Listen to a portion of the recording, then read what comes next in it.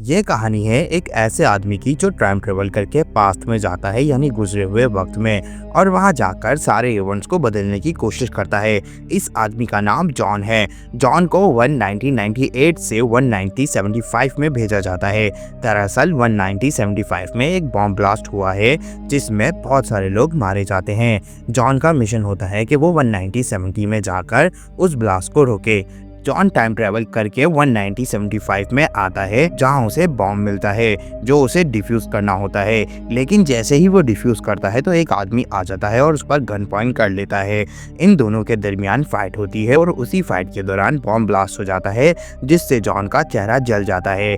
इसी वजह से एक और आदमी वहां पर आ जाता है और उसे टाइम मशीन देता है। जॉन टाइम ट्रेवल करके 1992 में वापस आ जाता है। यहाँ जॉन का चेहरा जल चुका होता है और उसकी प्लास्टिक सर्जरी की जाती है।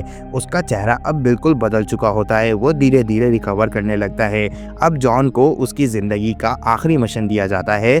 इस बार उसे 1998 से 1977 में भेजा जाता है। वहां वो एक बार में बारटेंडर की जॉब करता है। एक दिन उसके पास एक लड़का आता है और ये लड़का कोई और नहीं खुद जॉन ही होता है। उसकी जवानी वाला वर्जन 1977 का जॉन अपने ही 1978 वाले यंग वर्जन को नहीं पहचान सकता क्योंकि अब उसकी सर्जरी हो चुकी थी और उसका चेहरा बिल्कुल बदल जाता है। लेकिन फ्यूचर वाला जॉन उसे पहचान जाता है। यंग जॉन उसे अपनी कहानी सुनाता है। कहता है, मेरे माँ बाप नहीं थे, मैं एक ऑर्फनेज में पला बड़ा हूँ। पहले मैं लड़का नहीं लड़की थी। मेरा नाम जैन था।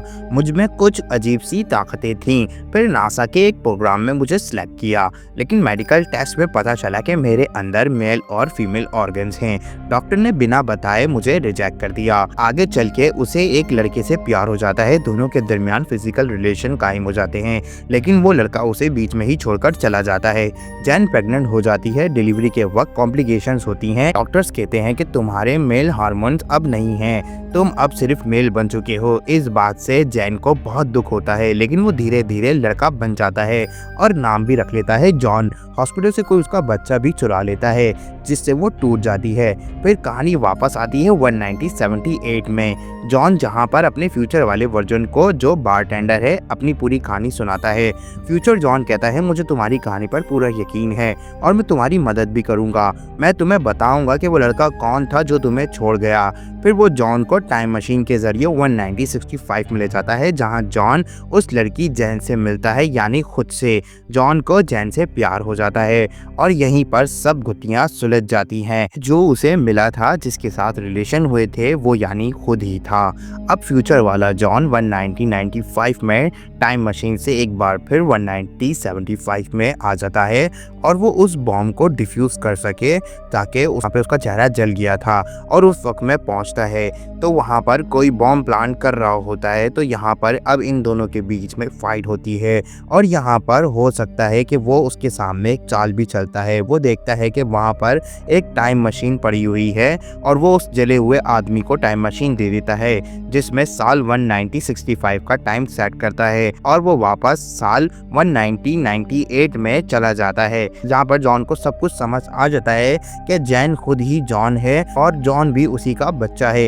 एक ही शख्स अपनी माँ, बाप और बच्चा है। फिर वो बच्चा जो जैन ने पैदा किया था, वो उसे ले जाकर ऑर्फनेज में 1947 में छोड़ देता है, जहाँ से वो खुद बड़ा होता है। ये सब एक लूप में चलता है। 1977 का जॉन भी बिल्कुल शॉक में आ जाता है क्योंकि उसके सामने एक लड़की होती है और एक ऐसा आदमी जिसके चेहरे से वो रिलेट नहीं कर पाता। लेकिन फिर भी वो 1977 का जॉन उसका साथ चलने को तैयार हो जाता है।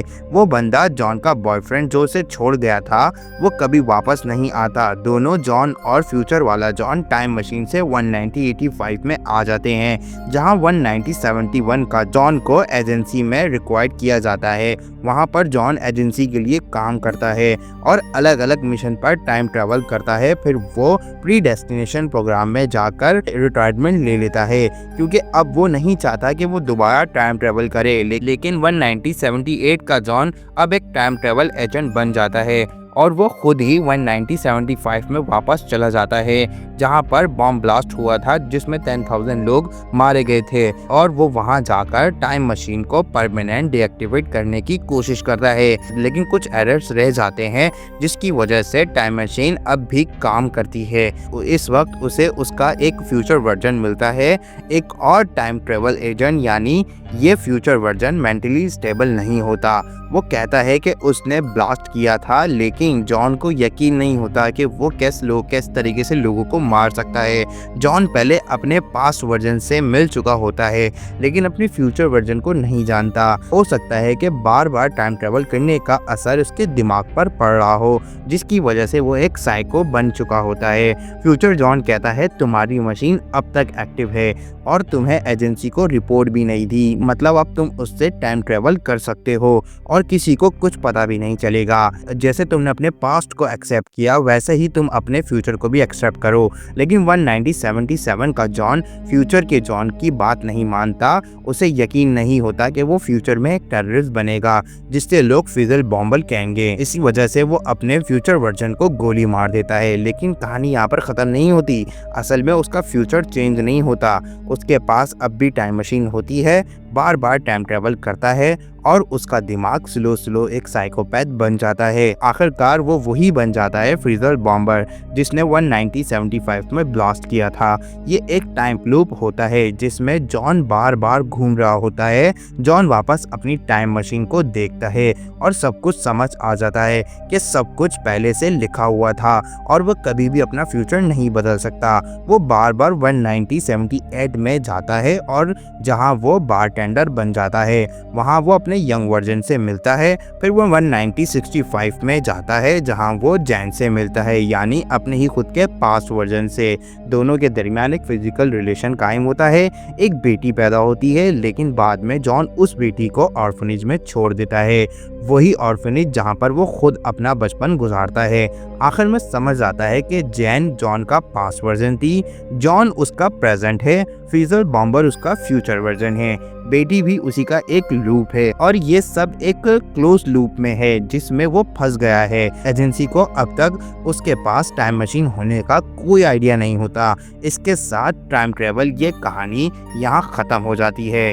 इस मूवी की स्टोरी सुनकर या इस मूवी को देखकर दिमाग हिल जाता है क्योंकि ये एक एंडलेस टाइम लूप मूवी है। और अगर आपको ये स्टोरी समझ में आई हो, पसंद आई हो, तो मुझे कमेंट में बताना। मैं इस टाइप की और भी मूवीज अपने चैनल पे लाता रहूँगा। मिलते हैं नेक्स्ट वीडियो में, तब तक के लिए गुड बाय।